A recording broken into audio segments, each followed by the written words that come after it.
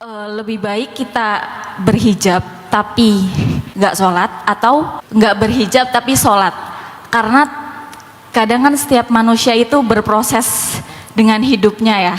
Saya tidak mengejat orang yang hijab tapi nggak sholat, karena setiap orang itu mempunyai sisi kebaikannya masing-masing. Gitu aja sih Ustadz, makasih.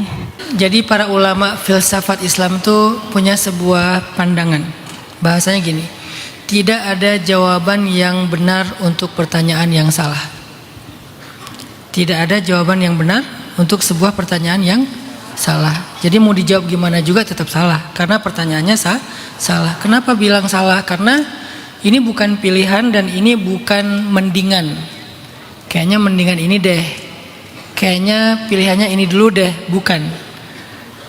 Tapi bahwa semua orang berproses, ya, semua orang berproses, nggak ada yang sempurna.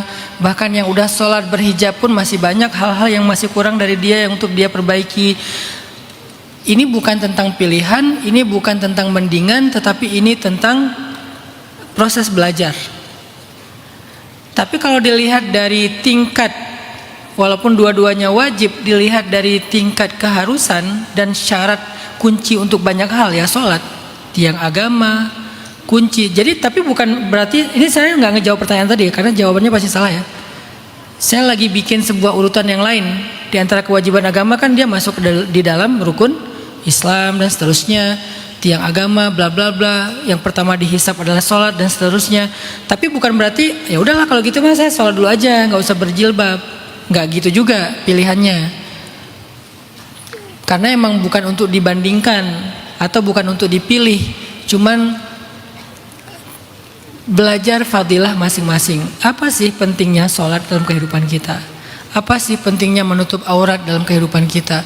Dampaknya apa sih? Emangnya cuman ini masalah dosa dan pahala? Enggak. Ini berdampak loh ke dalam kehidupan kita. Berdampak secara karir, berdampak secara hubungan, berdampak juga secara ibadah. Dampaknya apa emang secara karir dan hubungan? Keberkahan. Ketaatan itu membawa kita kepada keberkahan. Ketaatan itu kan bahasa lainnya takwa. Dan takwa itu kunci dari terbukanya jalan keluar. Jadi kalau kita bisa taat kepada Allah setaat mungkin semampu kita, berarti ketakwaan kita juga semakin baik.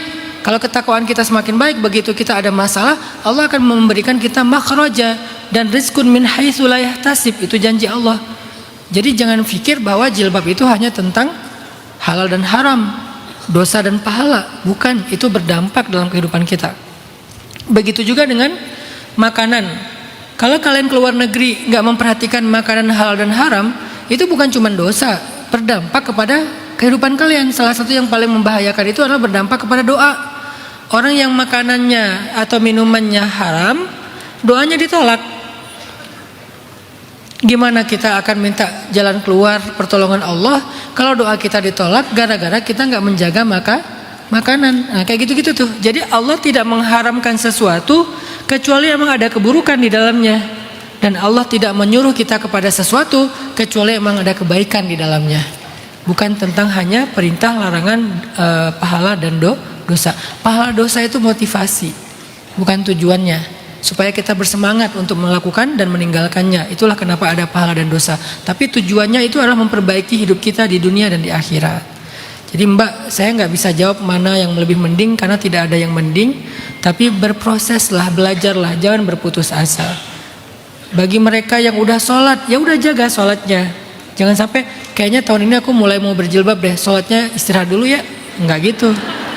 Jaga sholatnya, nanti tambah jadi jilbabnya, lusa tambah lagi dengan apa gitu ya. Jadi kayak gitu, proses Allah alam.